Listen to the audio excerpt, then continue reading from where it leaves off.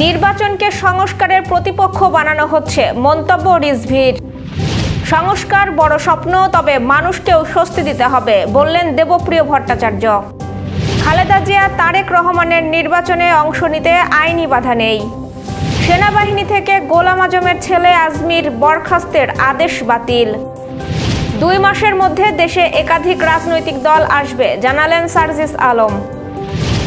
যশোরে এসে দেশবাসীর কাছে 4 জিনিস চাইলেন জামায়াত আমির। দেশের তাপমাত্রা 4 ডিগ্রি সেলসিয়াস বৃদ্ধির আভাস। দর্শক, রাতের আয়োজনে সকলকে স্বাগত জানাচ্ছি, আমি স্বপ্না দেবরাজ। শুনছিলেন প্রধান শিরোনাম, এবার বিস্তারিত। তার আগে আপডেট খবর পেতে গ্রামের কাগজের ইউটিউব চ্যানেল সাবস্ক্রাইব এবং ফেসবুক পেজ ফলো করে রাখুন। নির্বাচনকে সংস্কারের প্রতিপক্ষ বানানো হচ্ছে বলে মন্তব্য করেছেন বিএনপির সিনিয়র যুগ্ম মহাসচিব অ্যাডভোকেট রুহুল কবির রিজভী। শুক্রবার বিকেলে রাজধানীর ডিপ্লোমা ইঞ্জিনিয়ার্স ইনস্টিটিউট মিলনায়তনে 88 পরিষদের মিলন মেলা অনুষ্ঠানে অংশ নিয়ে তিনি এ মন্তব্য করেন। রুহুল কবির রিজভী বলেন, নির্বাচন গণতন্ত্রের একটি অংশ, নির্বাচন ও সংস্কার একই সাথে চলবে। তিনি বলেন, যারা সরাসরি ভোটকে ভয় পায় এবং ঘোলা পানিতে মাছ শিকার করতে চায়, তারাই সংখ্যানুপাতিক পদ্ধতিতে ভোটের কথা বলছে। সচিবালয় অগ্নিকাণ্ডের ঘটনা সন্দেহজনক দাবি করে অবিলম্বে এই ঘটনার সুষ্ঠু তদন্ত করে দোষীদের বিচারের আওতায় আনার আহ্বান জানান রিজভী। দেশের অর্থনৈতিক পরিস্থিতি বিষয়ক শ্বেতপত্র প্রণয়ন কমিটির প্রধান দেবপ্রিয় ভট্টাচার্য বলেছেন, সংস্কার খুব বড় স্বপ্ন, তার জন্য ঐক্য দরকার। নির্বাচনেও যেতে হবে, কিন্তু তার আগে মানুষকে স্বস্তি দিতে হবে। শুক্রবার দুপুরে রাজধানীর কৃষিবিদ ইনস্টিটিউশন বাংলাদেশ মিলনায়তনে ঐক্য কোন পথে শীর্ষক জাতীয় সংলাপে অংশ নেন তিনি। ফোরাম ফর বাংলাদেশ স্টাডিজ এ সংলাপের আয়োজন করে।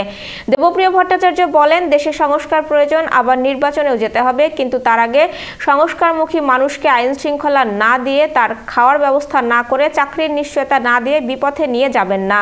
সর্বোত্তম কিছু পেতে গিয়ে আমরা যেন উত্তমকে হারিয়ে না ফেলি। বৈষম্য দূর করে সবাইকে নিয়ে ঐক্যের বাংলাদেশ গড়তে হবে উল্লেখ করে এ অর্থনীতিবিদ বলেন, পিছিয়ে পড়া, নদী ভাঙনের মধ্যে থাকা আদিবাসী, দলিত সম্প্রদায়, নারী পুরুষের ভেতরে বিভেদ, ধর্মীয় চিন্তার ভেতরে বিভেদ, লিঙ্গ পরিচয়ের কারণে বিভেদ, সেই মানুষগুলোর বেঁচে থাকার কথা বলার, সমাবেশ করা, জীবিকা নির্বাহ করার অধিকার থাকবে, সেই নিশ্চয়তা আমাদের পেতে হবে। সেই ঐক্যের বাংলাদেশ আমাদের গড়তে হবে।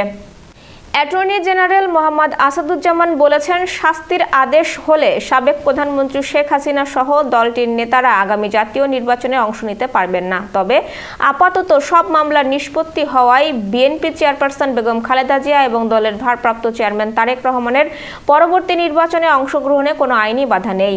শুক্রবার রাজধানীর এফডিসিতে ডিবেট ফর ডেমোক্রেসি আয়োজিত এক ছায়া সংসদে তিনি এসব কথা বলেন। আসাদুজ্জামান বলেন, আওয়ামী লীগের আমলে নানা অনিয়মের কারণে পূর্বের গণপ্রতিনিধিত্ব আইন অনুযায়ী দলটির নির্বাচনী অপরাধীদের বিচার করা হবে। সেনাবাহিনী থেকে সাবেক জামায়াত নেতা অধ্যাপক গোলাম আজমের বড় ছেলে ব্রিগেডিয়ার জেনারেল আব্দুল্লাহেল আমান আজমির বরখাস্তের আদেশ প্রত্যাহার করা হয়েছে। শুক্রবার বিকেলে আইএসপিআর থেকে পাঠানো এক সংবাদ বিজ্ঞপ্তিতে এ তথ্য জানানো হয়েছে। 2009 সালের 23 জুন থেকে তার নামের ক্ষেত্রে সাবেক ব্রিগেডিয়ার জেনারেল বরখাস্ত আব্দুল্লাহিল আমান আজমি লেখা হতো। এখন থেকে লেখা হবে ব্রিগেডিয়ার জেনারেল অবসরপ্রাপ্ত আব্দুল্লাহিল আমান আজমি। ব্রিগেডিয়ার জেনারেল আজমির বরখাস্তের আদেশ প্রমার্জনা শীর্ষক সংবাদ বিজ্ঞপ্তিতে বলা হয়, গত 24 ডিসেম্বর 2024 ব্রিগেডিয়ার জেনারেল আব্দুল্লাহিল আমান আজমি পিএসসিকে তার বরখাস্তের আদেশ প্রমার্জন করে বরখাস্তের পরিবর্তে 2009 সালের 24 জুন থেকে ভূতাপেক্ষভাবে অকালীন বাধ্যতামূলক অবসর প্রদান করা হয়েছে। এতে আরও উল্লেখ করা হয়, 2009 সালের 24 জুন থেকে ব্রিগেডিয়ার জেনারেল আব্দুল্লাহিল আমান আজমি পিএসসিকে প্রযোজ্য সকল প্রকার আর্থিক ও অন্যান্য সুযোগ সুবিধা সহ অকালীন বাধ্যতামূলক অবসর প্রদান করা হয়েছে। একই সাথে ইতোপূর্বে প্রতিরক্ষা মন্ত্রণালয় থেকে 2009 সালের 23 জুন জারিকৃত উক্ত অফিসারের বরখাস্তের প্রজ্ঞাপনটি বাতিল করা হয়েছে। আগামী 2 মাসের মধ্যে দেশে একাধিক রাজনৈতিক দল আসবে উল্লেখ করে জুলাই স্মৃতি ফাউন্ডেশনের সাধারণ সম্পাদক সার্জিস আলম বলেছেন, জাতীয় নাগরিক কমিটি কখনোই কোনো রাজনৈতিক দল হবে না। জাতীয় নাগরিক কমিটি আগামীর বাংলাদেশের লিডারশিপ তৈরি করবে, পাশাপাশি প্রেসার গ্রুপ হিসেবে কাজ করবে। একই সঙ্গে এটি জাতীয় পর্যায়ের একটি ইনস্টিটিউট হবে। তিনি বলেন, বিগত 16 বছরে শেখ হাসিনা স্বৈরাচার প্রতিষ্ঠা করতে গিয়ে দেশের লিডার তৈরি হয়নি, তৈরি হয়েছে কিছু দাস আর নীরব দর্শক। আগামীর বাংলাদেশ বাংলাদেশের প্রতিষ্ঠানগুলো যদি উন্নয়ন করতে চায় তাহলে আগে আমাদের লিডার তৈরি করতে হবে। লিডার হিসেবে তাদের শিক্ষা, দক্ষতা ও জ্ঞান থাকবে। লিডার হিসেবে এই মানসিকতা থাকবে যে কেউ অনুসারী না, সবাই সহযোদ্ধা। এই অভ্যুত্থানে যারা ছিল তাদের নিয়েই হয়তো এই রাজনৈতিক দল আসবে। যশোর সহ আঞ্চলিক সংবাদ। বাংলাদেশ জামায়াতে ইসলামী দেশবাসীর কাছে 4টি জিনিস চাই উল্লেখ করেছেন দলটির আমির শফিকুর রহমান। তিনি বলেন, প্রথমত আমরা ভালোবাসার কাঙাল, একটু ভালোবাসা উপহার দিন।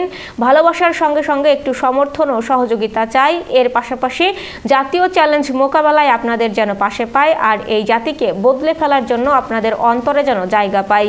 এই 4টি জিনিস দেশবাসী যদি আমাদের উপহার দেয় তাহলে আমরা চিরকাল কৃতজ্ঞ থাকব। শুক্রবার যশোরের কেন্দ্রীয় ঈদগাহে জেলা জামায়াতে ইসলামীর আয়োজিত কর্মী সম্মেলনে প্রধান অতিথির বক্তব্যে তিনি এসব কথা বলেন। দলীয় নেতাকর্মীদের উদ্দেশ্যে জামায়াত আমির বলেন, এই সংগঠন বাদ দিয়ে একটি দুর্নীতিমুক্ত দেশ গড়ার স্বপ্ন আর কাদের নিয়ে দেখবেন? চাঁদাবাজ মুক্ত দেশ, দুঃশাসন মুক্ত দেশ হবে বলে মানুষ আপনাদের দিকে চেয়ে আছে। সে কারণে আমাদের এগিয়ে আসতে হবে, আরও কোরবানির জন্য তৈরি হতে হবে। এদিন সকাল থেকেই দলের নেতাকর্মীরা শহরের কেন্দ্রীয় ঈদগার আশপাশের সড়ক এবং পাশের ঐতিহাসিক টাউন হল মাঠে অবস্থান নেন। কর্মী সম্মেলন রূপ নেয় জনসভায়। যশোর জেলা জামায়াতে আমির অধ্যাপক গোলাম রসুলের সভাপতিত্বে কর্মী সম্মেলনে বক্তব্য দেন কেন্দ্রীয় এবং অন্যান্য জেলার নেতৃবৃন্দ। বৈষম্য বিরোধী ছাত্র আন্দোলনে গুরুতর আহত রাজধানীর শহীদ সোহরাওয়ার্দী কলেজের শিক্ষার্থী মোহাম্মদ আবদুল্লাহ 3 মাসেরও অধিক সময় চিকিৎসাধীন অবস্থায় গত 14 নভেম্বর সকাল 8:30টার দিকে সম্মিলিত সামরিক হাসপাতালে ইন্তেকাল করেন। তার পরিবার পরিজনদের সান্ত্বনা দিতে শুক্রবার বিকেলে যশোরের শার্শা উপজেলার বেনাপোল বড় আস্টা গ্রামে যান বাংলাদেশ জামায়াত ইসলামের আমির ডাক্তার শফিকুর রহমান। নানা নানির কবরের পাশে চিরনিদ্রায় শায়িত আবদুল্লাহর কবর জিয়ারত করেন এবং তার রুহের মাগফিরাত কামনা করেন তিনি। বাংলাদেশ লেখক শিবির যশোর জেলা শাখার আলোচনা সভা অনুষ্ঠিত হয়েছে। জুলাই গণ অভ্যুত্থান 2024 বাংলাদেশের রাজনীতিতে মাইল ফলক শীর্ষকে আলোচনায় প্রধান অতিথি ছিলেন অধ্যক্ষ পাভেল চৌধুরী। শুক্রবার বিকেলে যশোর ইনস্টিটিউটের নাট্যকলা বিভাগে এ অনুষ্ঠান হয়। যশোরে বৈষম্য বিরোধী সনাতন সমাজের প্রতিনিধি সভা হয়েছে। সদর উপজেলা শাখার উদ্যোগে শুক্রবার বিকেলে যশোর ঘোপ জেল রোড এলাকায় এ প্রতিনিধি সভা হয়। আয়োজনে সভাপতিত্ব করেন জেলা কমিটির আহ্বায়ক Mrinal Kanti De. Renesa hospital and diagnostic centre. রেনেসাতেই মিলছে কম খরচে উন্নত সেবা, তাই নিশ্চিন্তে আমাদের সেবা নিন, সুস্থ থাকুন। Renaissance hospital and diagnostic centre, সদর হাসপাতাল মোড়, দরাটানা, যশোর। দর্শক, শেষ করব আবহাওয়ার সংবাদ দিয়ে।